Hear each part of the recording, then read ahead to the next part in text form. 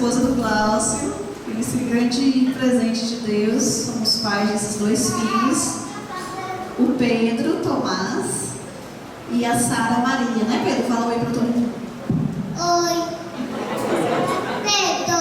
Olha, primeira apresentação. Pedro Tomás, a Sara Maria, de 9 meses, o Pedro tem 3 anos. Sou natural de Aparecida, interior de São Paulo, tenho 37 anos, sou membro de promessas definitivas da comunidade de vida, Shalom, e estou na comunidade desde 2007, na comunidade de vida.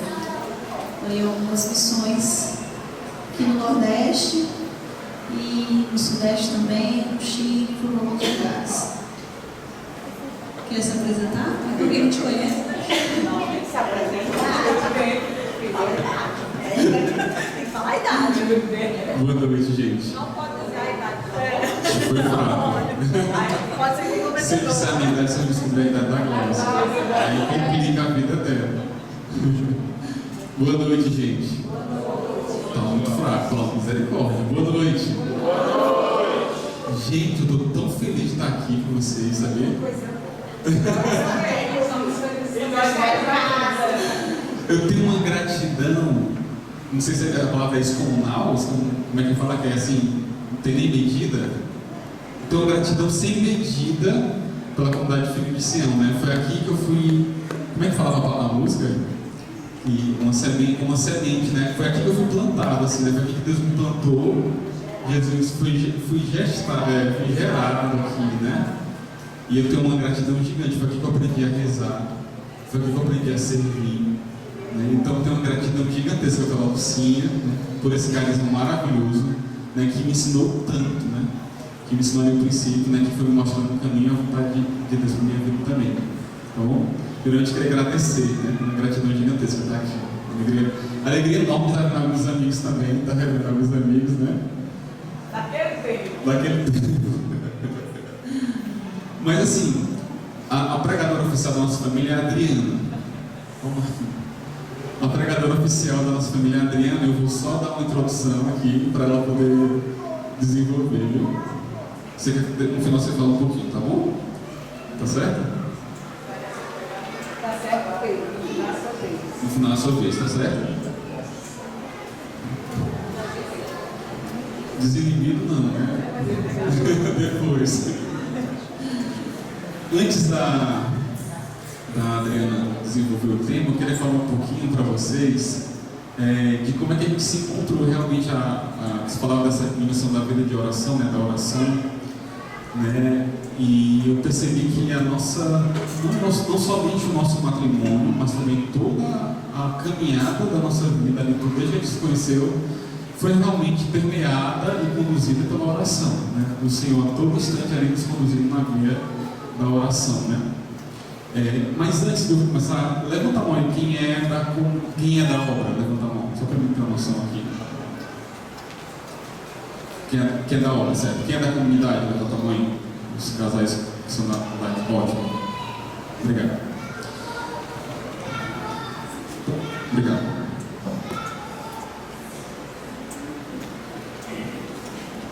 Eu saí daqui, né? E eu tinha um grande desejo de ser padre, desde que eu morava aqui. Desde que eu estava aqui, eu ainda ingressei no vocacional diocesano. Na época eu era código junto com o Margoni, né, mano? Eu era coroinha. Eu fui de ouro. E, obviamente, olhando para a vida do nosso santo, o Monsenhor Valdir, não tinha como eu pensar outra coisa, né? Quando eu pensava em algo diferente do que esse nome sacerdócio. E caminhei muito nessa direção, tanto aqui, antes de entrar, depois de ingressar na comunidade de Shalom, né? E quando chegou o momento do discernimento do estado de vida, na primeira consagração, eu já de cara já pedi para ingressar no seminário, né? Desde o D2, na verdade. Aí demorou um pouquinho, ingressei. Só que aconteceu uma coisa, gente. Quando eu cheguei em Fortaleza, e ingressar no seminário, quando eu cheguei em Fortaleza, fui lá no centro. Quando eu vou pegar o ônibus para voltar para a diaconia, eu ia voltar para a diaconia, eu vejo a Adriana. Quer dizer que não tem nada a ver com isso. Isso é providência divina, eu sou inocente. E aí, quando eu vi ela, obviamente disse: meu Deus, que menina bonita, né? Qualquer pessoa que seja bom da vista diria a mesma coisa. Eu olhei para ela, discípula, inclusive, né? Eu disse: meu Deus, que menina bonita, né? Mas ainda falei alguma coisa com você, né? Não sei nem o que eu falei com ela direito, perguntei qual era o ônibus, alguma coisa que eu falei com ela. Puxei algum assunto, mas eu tinha em mente uma coisa: eu queria a vontade de Deus para a minha vida. E eu entendia que a vontade de Deus era que eu fosse padre. Então era linda, maravilhosa, graças a Deus, eu quero ser padre, porque é o que Deus quer para a minha vida. Então voltei para a minha diaconia, rezei. Foi interessante também, porque me chamou a atenção de uma forma diferente. Não simplesmente a beleza dela, mas algo me chamou a atenção. E a primeira pessoa que eu falei sobre isso foi para Deus. Quando eu cheguei na diaconia, eu fui para a capela. E cheguei na capela, fui rezar. Fui rezar não, na verdade pedi uma palavra a Deus, que eu fiquei meio atordoado, né? Peraí, ingressei nesse seminário, de repente, leva uma burdoada assim, né? E aí quando eu fui rezar, Deus deu Provérbios 31. A mulher de valor que homem encontrará. Eu já fechei a Bíblia rápido e disse: não quero saber disso. Fiquei no seminário, fiquei 5 anos no seminário. Enquanto isso, a Adriana namorou outra pessoa, uma bestada velha,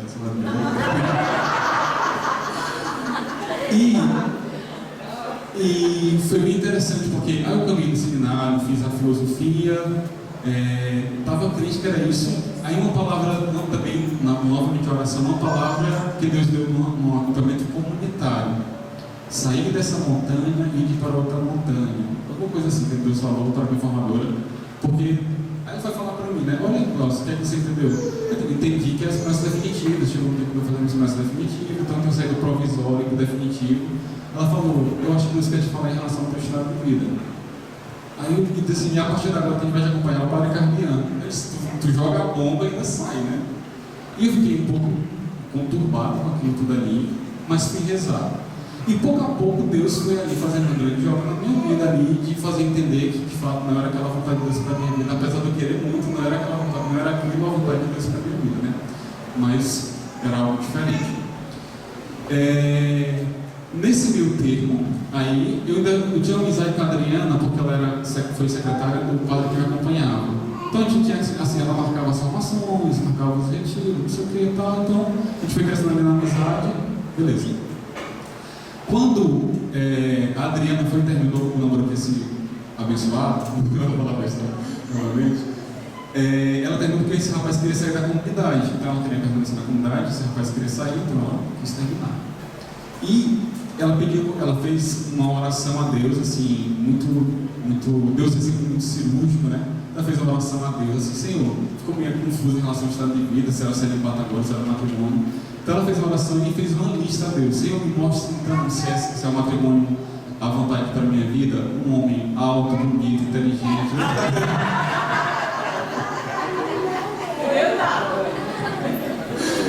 Brincadeira, mas assim, ela fez uma oração a Deus, pedindo a Deus que mostrasse alguém que fosse firme no carisma, que quisesse trilhar um caminho que ela também entendia como vontade de Deus para a vida dela.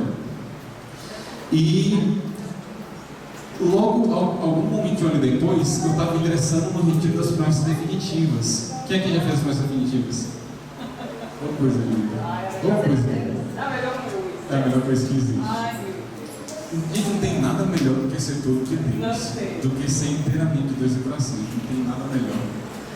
E eu estava ingressando nesse retiro, era aniversário da Diana que é o mesmo dia da Adriana. Daí eu lembrei, mandei mensagem aqui: Adriana, é teu aniversário amanhã, parabéns, estou entrando no retiro das promessas definitivas e vou ficar sem celular.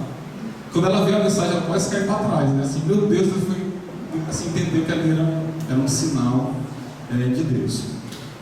Enfim, depois de um tempo a gente se conheceu, foi aprofundando essa amizade ali. Não, na verdade a gente foi já aprofundando um pouco mais, né? Assim, a mãe adoeceu, ela se aproximou mais de mim, a gente entendeu que era essa vontade de Deus, caminhamos, começamos a namorar. Teve um momento muito importante, a gente desde a caminhada sempre rezou muito junto, assim, graças a Deus. E essa oração ela permanece hoje, como casados também. A gente faz o Beracá. Daqui a pouco vai falar para vocês da graça que é o Beracá. Vai explicar o que é e a graça que é, né, esse Beracá. Mas teve um momento que para mim assim foi impressionante. Quando a gente estava para casar na comunidade, pelo menos antigamente, a gente caminhava ali, pedia a comunidade para casar, e depois que a comunidade disse assim, sim, confirma, né? A gente tinha depois de 6 meses de casa. Então assim, a gente faz 6 retiros, e depois de 6 retiros a gente já casa. A gente tem uma particularidade que a gente estava no meio, era assim, né? Agora já deu uma mudada, né? Coisa diferente. A gente foi para aquele retiro do noivado. Gente, tinha tanta coisa aberta. A gente ia casar, estava faltando uns 15 dias para o casamento. A gente não tinha igreja, eu não tinha pé, estava na pandemia, a gente não sabia onde era que ia ser a festa. Era aquele abandono. Quem é da comunidade de vida aqui? Tem a ver na comunidade de vida? Aquele abandono próprio da comunidade de vida, né? Porque de certa forma a aliança também exige esse mesmo abandono, com certeza. Mas você acaba, de certa forma, tendo como se programar um pouco mais, né? E eu lembro que a gente disse assim, ó, vamos fazer o seguinte, vamos um dia antes para esse retiro e a gente vai resolver algumas coisas do casamento, aí fica no meio entre ato trabalhando ali no meu dia e depois a gente parar para rezar. Beleza. E a gente chegou, ela no discipulado da Aliança de Misericórdia. Quando a gente chega lá, que a gente ia ligar para padre, ligar para não sei quem, ligar não sei quem, tarará, né, começar a resolver as coisas. Não tinha um pauzinho naquele de sinal de nada, a gente não tinha comunicação com ninguém, com nada. Aí o que a gente fez? Vamos rezar? Vamos rezar e Deus vai resolver as coisas. E a gente foi rezar, parece que o Nosso Senhor ele veio do céu e ficou com a gente, né? E fez uma grande obra de abandono também dele, de confiança. E foi muito interessante, porque tudo que era pendência, a impressão que a gente fala, né? Quando a gente ficou off, Deus ficou on. Gente, tudo que tinha pendente na nossa vida, no nosso casamento, Deus fez assim, ó, no estalo. Porque é assim que acontece, né? Quando Ele quer. Né? E por meio também da vida de oração. O apartamento que não estava certo. Aí quando a gente sai do retiro, né? A gente vai pegando a área, só chega nas mensagens. Moço, sabe aquele apartamento lá que a pessoa estava dizendo que ela baixou o preço para um valor que a gente consegue alugar. A gente vai alugar do lado da casa comunitária. A gente, glória a Deus, aí chegava uma mensagem: Adriana, tu não vai acreditar. O meu primo quer dar uma sobrevida melhor para minha esposa, para a esposa dele que está com câncer, e quer doar todos os imóveis da casa dele. A gente ganhou todos os imóveis da nossa casa de uma única vez. Tudo de uma vez, assim, para sofá, mesa, não sei o que, tudo que vocês imaginarem, de uma única vez. E tudo assim, a igreja, o cara lá da recepção, tudo assim foi se desenrolando dentro dessa dinâmica que foi de um ato de abandono, assim, realmente da gente, né? A gente se abandonou, rezou ali. E é sempre assim, né? No Beracá, né? Depois a Adriana vai falar melhor sobre isso. É uma oração que a gente tem semanal, né? Só nós dois. É impressionante como o Nosso Senhor ele conduz, ele avisa, quando a Adriana vai ficar grávida, assim nasceu fala, ele avisa em relação à escola de filho, o Senhor fala pra gente quando a gente vai ser transferido, o Senhor fala, conduz e dá a graça também pra gente. Em qualquer momento que a gente esteja vivendo, em qualquer desafio que a gente está vivendo, a gente para rezar junto, parece que o negócio se deslancha assim. A gente não está entendendo nada direito assim, como é que vai ser as coisas, a gente para rezar junto. Nosso Senhor dá o norte, né? É uma graça sobrenatural. Aí, antes da Adriana novamente, né, desenvolver aqui o tema da pregação, a gente fala um pouco para rezar por vocês hoje, para saber o que é que Deus queria falar, né? Eu achei bem interessante, assim, duas coisas. Primeiro, Deus deu uma visualização de uma casa sendo reconstruída, falava de reconstrução, falava de reconstrução da vida de intimidade, né? E em seguida Deus deu uma palavra, que é uma palavra muito forte para mim, assim, viu, para vocês. Eu queria ler para vocês essa palavra. É Mateus 5:13. Depois, se quiser pegar, tá bom? Eu vou ler na versão da Jerusalém. Vós sois o sal da terra. Vocês conhecem essa palavra, né? Vós sois o sal da terra. Ora, se o sal se torna insosso, com que o salgaremos? Para nada mais serve, senão para ser lançado fora e pisado pelos homens. Vós sois a luz do mundo.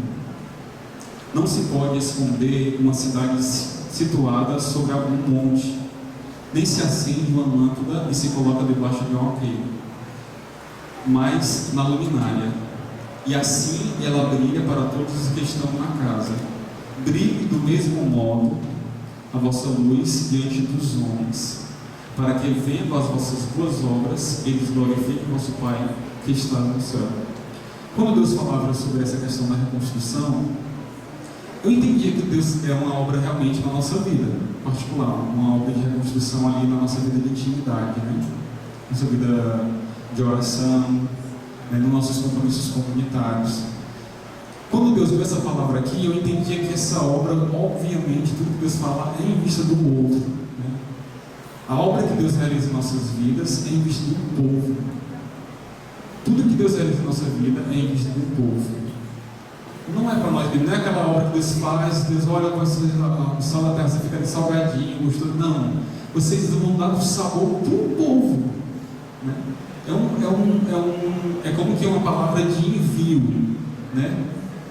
A gente acabou de sair do retiro agora das famílias da comunidade de vida, né? E foi tão interessante algumas coisas que a gente escutou lá, né? Algumas das pregações, né? Que falando assim, quando Deus quer fazer algo novo, Ele sempre começa pelas famílias. Foi assim em Gênesis, foi assim nas bodas de Caná, né? E na boda de Caná ainda tem uma diferença que Deus transforma até a matéria, né? De algo que é ali natural, entre aspas, em algo divino. E da mesma forma, assim, era o entendimento que a gente ia tendo da obra que Deus realizava em vocês quando eu falava dessa reconstrução, que é a compreensão que a nossa vida é sobrenatural. De maneira particular, eu falo para as pessoas, para os irmãos consagrados: meu querido, se a gente não entende que a nossa vida é sobrenatural, a gente perde o fio da meada, né? A gente não consegue andar assim, né? Deus nos chama a uma vida sobrenatural. E que se a gente não tiver essa ótica, a gente vai ficar o tempo todo se comparando com outra família, né? Ou sei lá. E Deus tem uma missão particular para cada família. A família da Roberta, a família do Vilano. Deus tem uma missão particular, própria, ali. E quando a gente entende essa missão, a gente não fica o tempo todo se comparando, mais família tal, mais não sei quem, mais não sei quem é fiel, mais não sei quem é infiel, não sei quem vai, não sei quem não vai, sei lá como. Mas a gente vive a missão que é própria e particular. E nesse sentido dessa vida sobrenatural e desse algo novo que Deus tem para falar, foi falado algo lá, e eu quero repetir aqui, no sentido de que eu achei tão interessante isso, sem tirar a graça própria da cofundação, estou falando do carisma da cofundação, mas de certa forma, vocês famílias aqui são, junto com a Lucinha, com o Adriano, com os fundadores da comunidade, cofundadores desse estado de vida. Porque vocês estão descobrindo junto com a Lucinha. Enquanto a Lucinha tiver vida, o carisma ele está em fundação. E vocês estão descobrindo, né? Os irmãos da comunidade de vida estão descobrindo como é. E como é que é a providência na comunidade de vida? Como é que é a vida de oração? É uma descoberta, né? E é algo muito novo. Eu olho para a comunidade daqui, conversando com a Ellen, né? Olho para a comunidade aqui e eu vejo, meu Deus, é diferente, é belo. Olho para a Canção Nova, meu Deus, é muito belo, mas é diferente. Então tem as suas particularidades próprias que tornam ainda mais belo, né? Que torna ainda mais belo. E de certa forma, olha a responsabilidade de alguém que é, entre aspas, cofundador daquele estado de vida, que está descobrindo junto com os fundadores, junto com toda a comunidade, o que é que Deus quer. A missão e a profecia própria, né, desse carisma. E é muito interessante que, de certa forma, o que a gente precisa é se fiar ao carisma, é guardar o carisma, né? E a essência da profecia que é do carisma, ela está, obviamente, numa vida consagrada, nos conselhos evangélicos, né? Que é o quê? Quais são os conselhos evangélicos? E no tripé da vocação. Qual é o tripé da vocação? De novo aí, vai.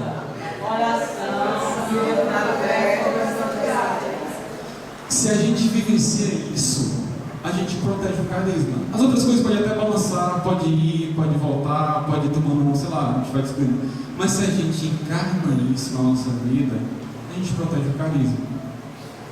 E a profecia própria do nosso estado de vida, desse carisma. As outras coisas podem balançar, a gente pode ir para um lado para o outro, pode ser, mas proteja isso.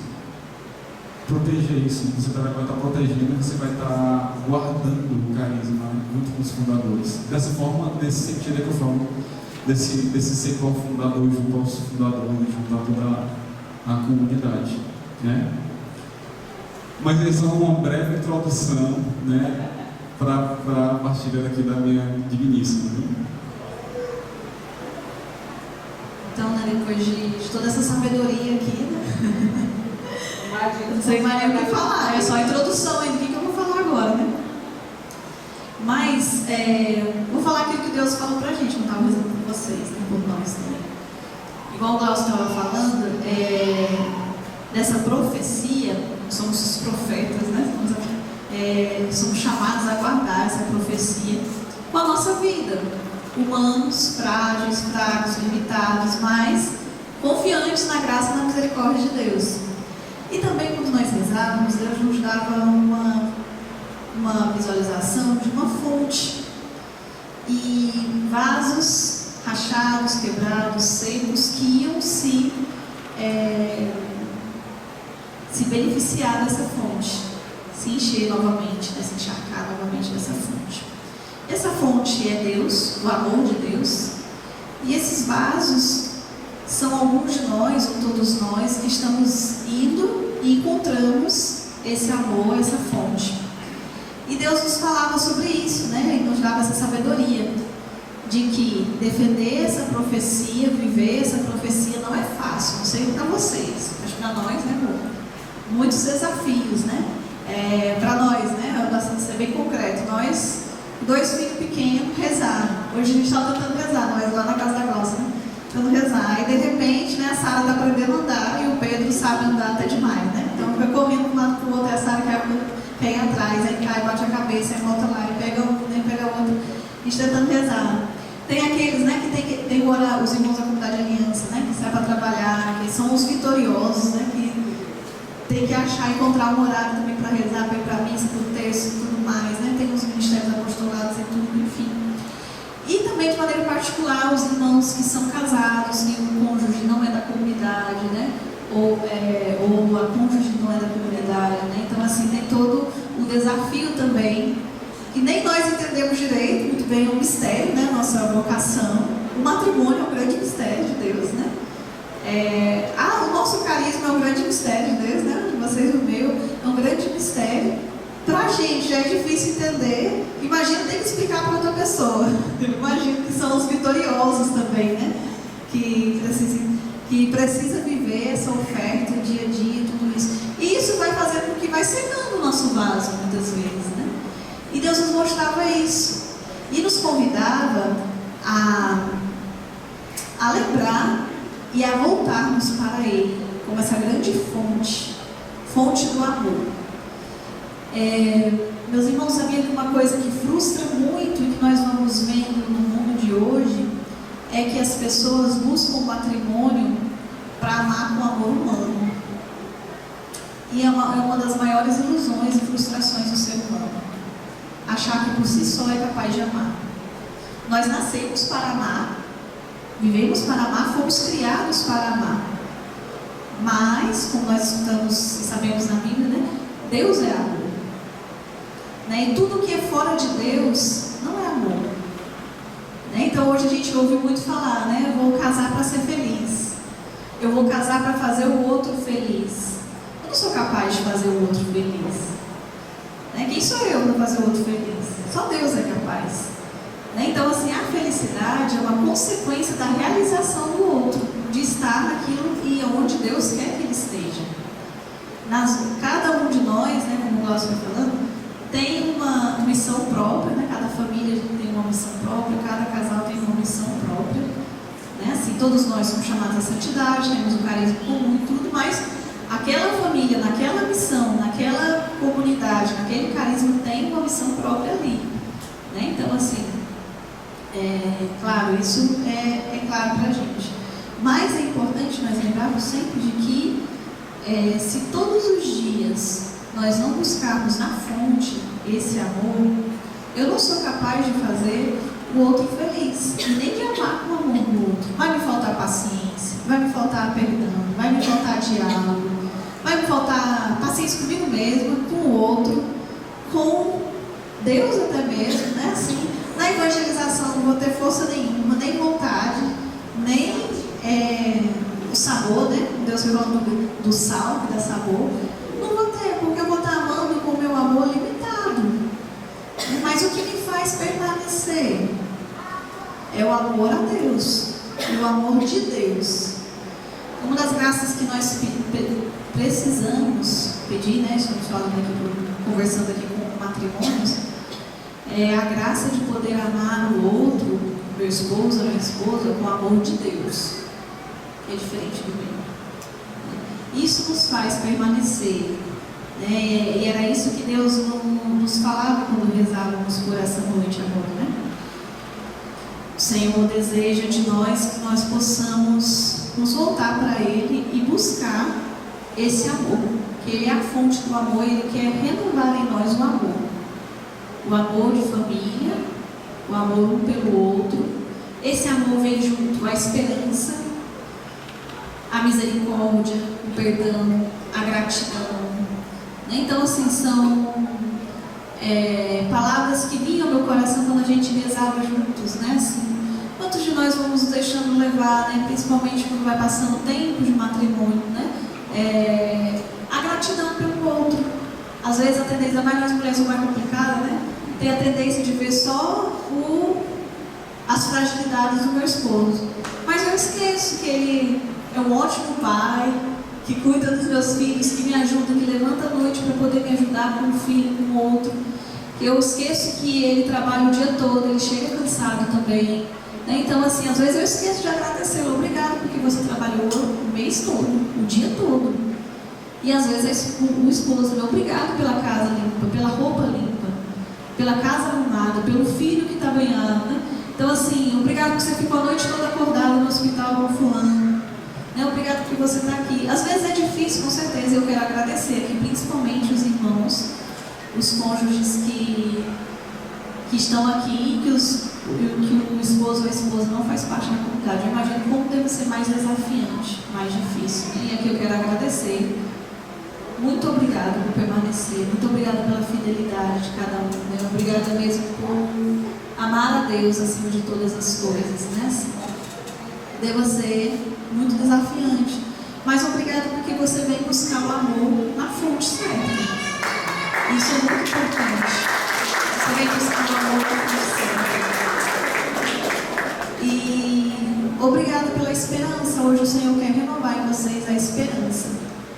A esperança que vem dele, não a tua, porque a nossa é fraca, é frágil.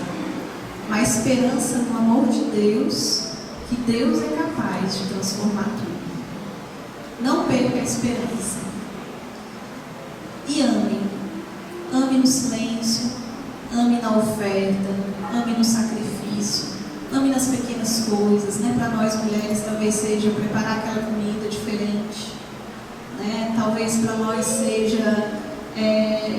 sei lá, aquela decoração, você sabe bem direitinho como é que seu esposo gosta de qualquer coisa, né? Vai preparar um cafezinho e ele já fica feliz. Deixar assistir o jogo do Flamengo, então, isso daí, ó, eu ganho até 5 estrelas se eu deixar assistir o jogo do Flamengo em paz. Né? Quando o Flamengo ganha, então, já tem uma semana de brinde. Mas brincadeiras à parte, mas é isso, né? Sim. Isso Deus falava sobre esse amor à fonte.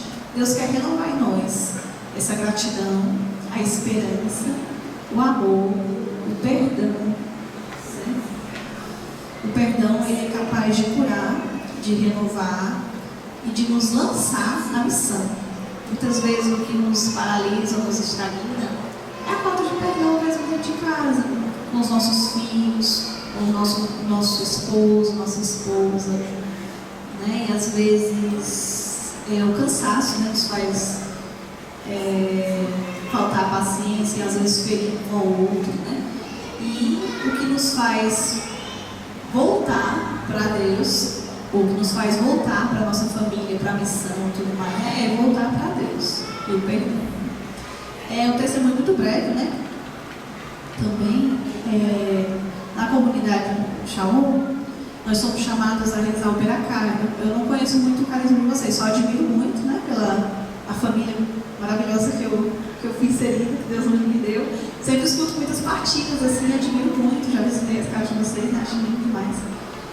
E aí, assim, a nossa comunidade, a gente é chamada a rezar o Beracá, é a oração como família, somos chamados a rezar pelo menos semanal. E aí nessa oração reúne a família, no nosso caso, como os nossos filhos são pequeninos ainda, não conseguem rezar, né? A gente reza só nós dois.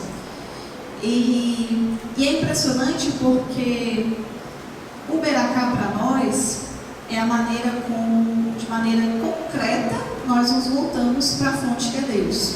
Tem coisas que Deus só nos fala, para mim, para o Glaucio, quando a gente para rezar esse Beracá. E justamente por isso é tão difícil rezar o Beracá. Meia nossa, não. Tudo acontece, cara. Vou marcar o Beracá tal dia, toda segunda-feira de manhã. Tudo acontece, menos o Beracá. Então não vou marcar não, vamos ver o dia que der durante a semana a gente vai rezar. Piorou, né? É com aquela confusão toda. Aí quando para, o menino chora, e o outro não sei o que, um puxa o cabelo, outro faz assim, entendeu? Mas é impressionante que Deus fala, sabe? Essa é uma das fontes concretas no nosso matrimônio. É maneira concreta de voltar. Só para ficar mais dinâmico, para ficar só eu falando aqui, né? Partilhe com a pessoa do teu lado. Onde é que Deus fala claramente para você? Ou para vocês, né? Quem tiver de casal aqui, casal, né? Marido e mulher. Ou se não, só você. Qual é uma expressão da fonte de Deus na tua vida? Concretamente, olha, na missa Deus fala, na oração santíssima, é no texto. Quando a gente para com o casal para rezar o texto, Deus fala. Partilha aí rapidinho, por favor. Já está terminando, viu, gente?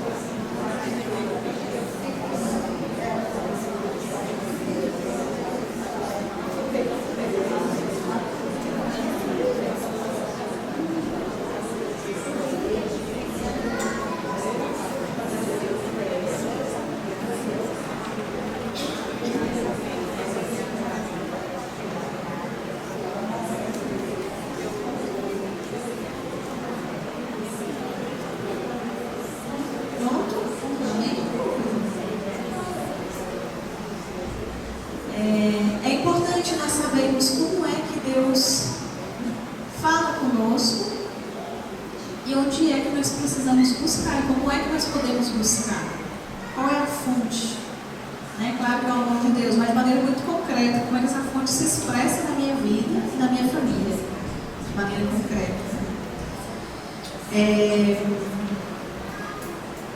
Outra coisa muito importante também, né? Que fala também que Deus foi falando da reconstrução, do sabor, né, de buscar essa fonte.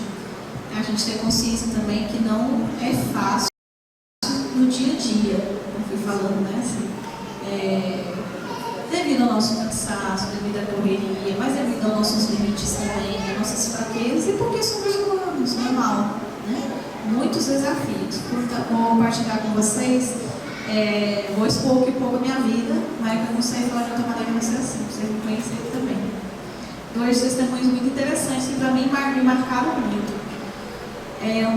Estava morando, nossa primeira missão casados foi lá em São Paulo. E aí, o primeiro filho, né? Acho que para quem tem filho aqui, bom, sabe que principalmente quando é o primeiro filho, novinho, né? Tudo é muito diferente. Uma vida comunitária, então, a missão, aquela coisa toda, a gente aprendendo tudo. Aí teve um dia que eu parei, fui para a capela, falei, Jesus, cheguei nas laudas lá na casa comunitária. Jesus, será que essa vida é para mim mesmo? Porque é tão difícil, que loucura é essa? Uma família consagrada na comunidade de vida. Eu acho que não dá certo não. Eu cheguei desse jeito para Jesus, não dá certo não, talvez para outros, mas para mim é muito desafiante. Como é que eu vou rezar com a criatura? O Pedro gatinhando dentro da capela, pra lá e pra cá. Como é que eu vou rezar com essa criatura? Tipo assim, perdi a paciência, né? Assim, eu quero só parar diante de Jesus eucarístico e fazer meu estudo bíblico, mas não consigo, porque a criatura está ali e gatinha por todo lado. Aí estava aprendendo a andar. Aí pronto, aí chegou, aí depois no outro dia, isso foi minhas crises, né? Assim, questionei, nem ouvi Deus falar, tocou o sino, tive que sair e passou.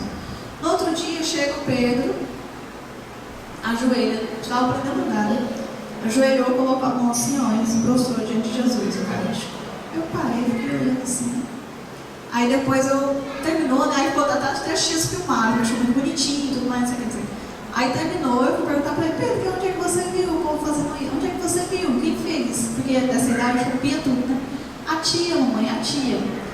Aí ele tinha visto uma irmã da minha casa comunitária, celibatária, rezando desse jeito, prostrada diante de Jesus. Na hora eu senti como uma resposta para mim, sabe? Falei, isso daqui, na casa da minha família é muito católica, né? Meus pais, minha mãe e tudo mais, né? Enfim, ele não ia ver isso.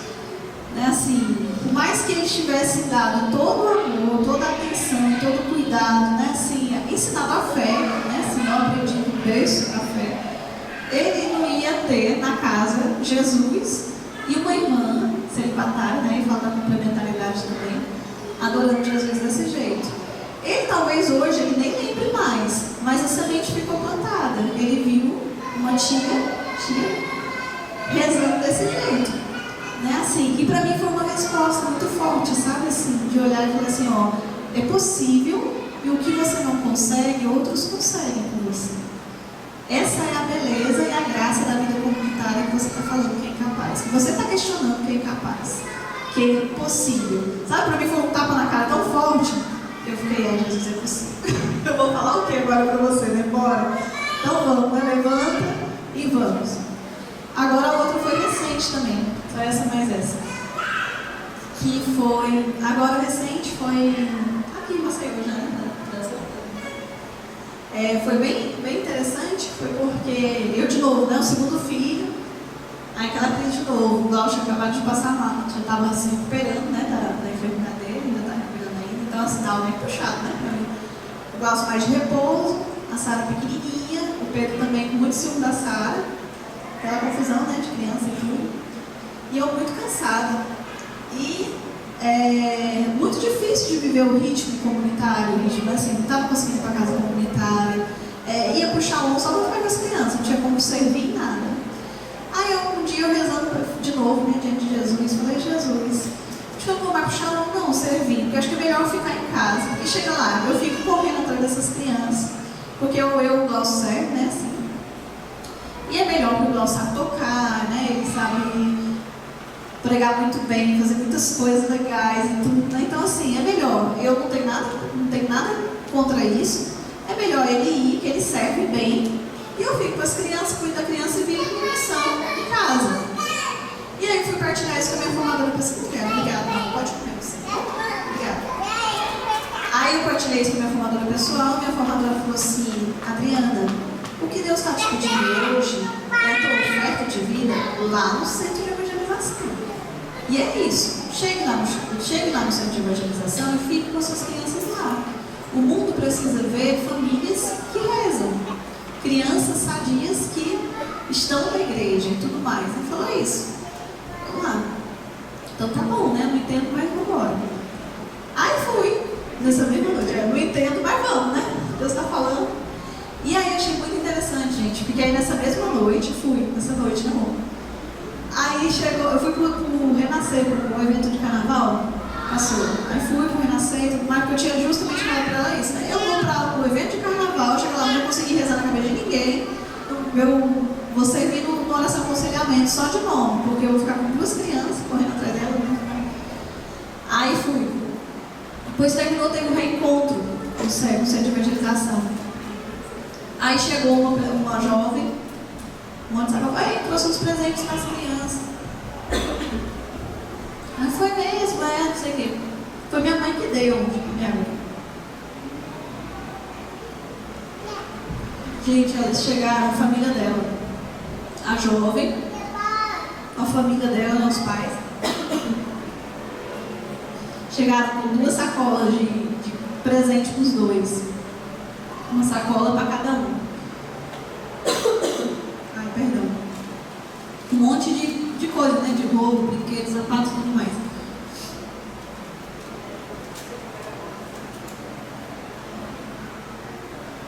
E aí ela falou assim pra mim: olha, minha mãe viu as 2 crianças lá no retiro de carnaval e ficou impressionada com a tua família e com eles no céu, lá no centro, no retiro.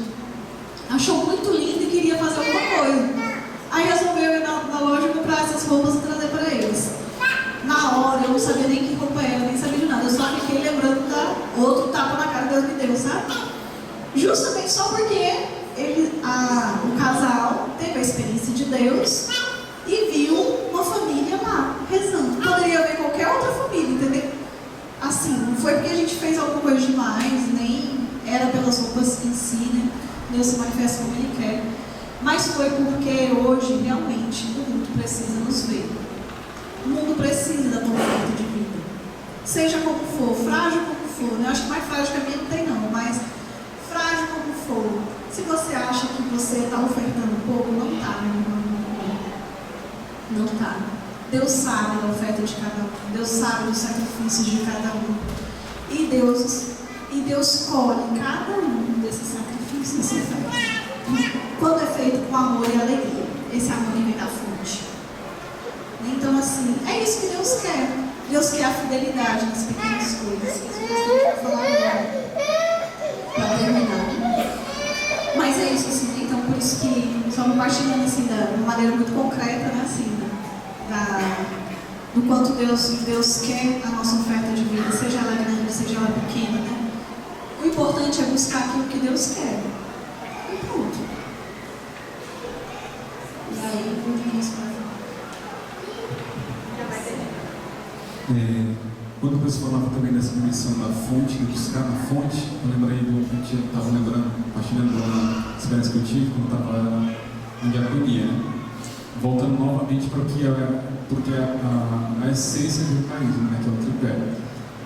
Lá na diaconia tem uma fonte mesmo, não sei se alguns já chegaram lá, mas tem uma fonte bem no meio da diaconia e representa o tripé. As calhas, a contemplação, que desemboca na unidade, que desemboca na evangelização, que vai para o mundo. A explicação é essa, basicamente.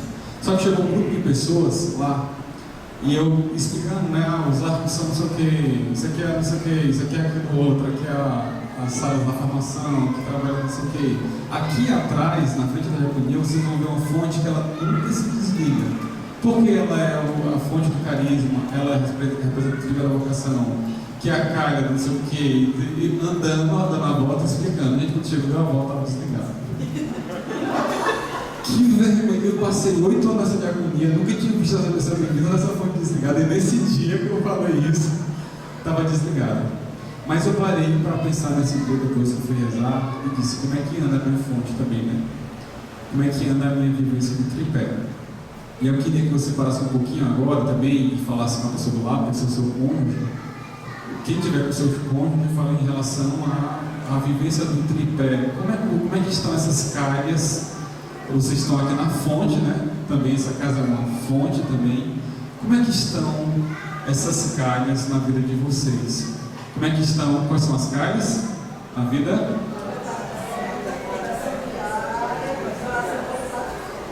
Como é que estão essas calhas na sua vida? Fala um pouquinho para a pessoa que está do seu lado aí. Assim, como é que está a vida contemplativa, a vida fraterna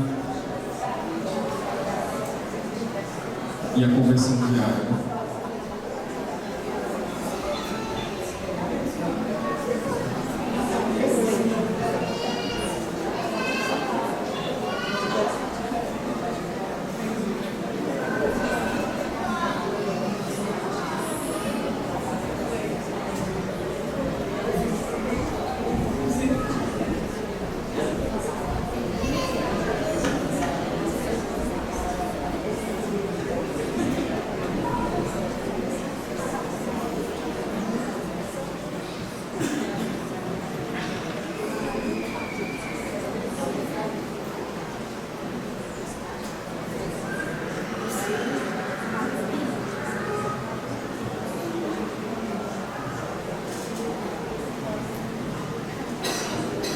no capítulo 4, né, da espiritualidade do carisma, né, fala assim: na comunidade de Filhos de Sião, a oração é primazia, e essa deve acontecer de forma contemplativa.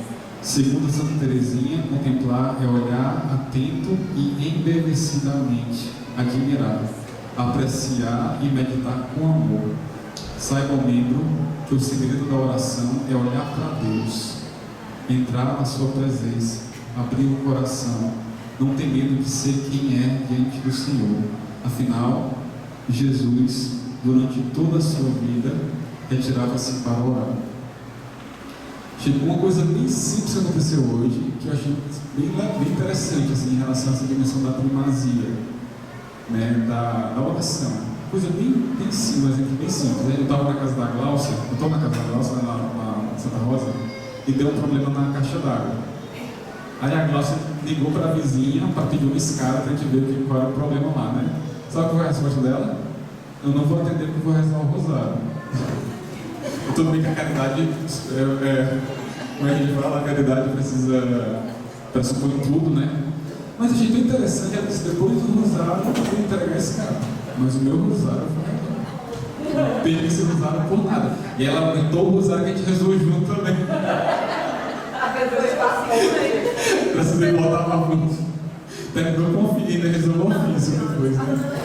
A gente morre para rezar o texto aqui antes de ir lá. A gente rezou o texto também, porque foi muito interessante, é coisa tão simples.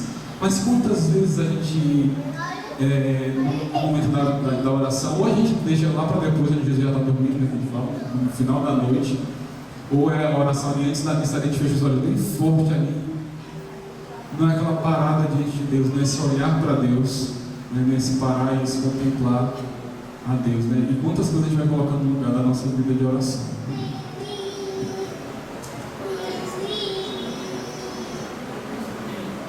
Então, para a gente terminar, gente, eu só queria falar sobre o para sempre, né? O matrimônio é um sacramento, e a maior graça desse sacramento nós precisamos acreditar e lembrar todos os dias. É um caminho para a santidade. E isso nos faz querer viver as alegrias, as dores, os sofrimentos, as ofertas, acreditando que é para sempre. De maneira tão concreta, no nosso dia a dia, sabe? É preciso recomeçar todos os dias. A primeira coisa que a gente disse, né, no início, que a felicidade é uma tarefa pessoal. Eu sou, por mim mesma, incapaz de fazer o outro feliz. Eu não caso para ser feliz, nem para fazer o outro feliz. Eu caso porque eu escolhi o meu cônjuge para viver o resto da vida ao lado dele e juntos buscarmos a santidade, buscarmos a vontade de Deus. Com isso me faz feliz. Essa uma felicidade é a consequência dessa escolha na minha vida, né? A outra coisa muito importante também é esse recomeçar todos os dias e a cada momento. Essa capacidade de recomeçar que nos faz viver para sempre. Que hoje o mundo também está tão menosprezado, né? Tão desvalorizado esse para sempre, né? Qualquer coisa eu posso separar. Se não me faz feliz, eu vou separar. Não sei o que, é tão transitório. E a gente esquece que é o sacramento, que é para sempre, que nos leva para a eternidade. E o que é que nos faz viver esse amor maduro?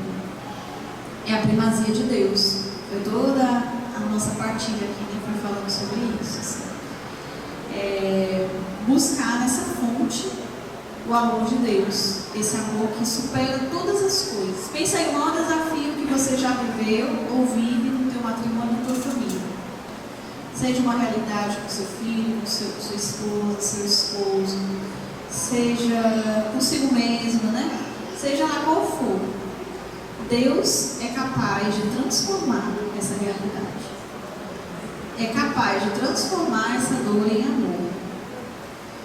Né? E fazer disso a grande oportunidade de vivermos para sempre esse matrimônio. Então, assim, qual é o tema dessa noite mesmo? O amor forte é o amor que reza. Então, assim, vamos falar junto?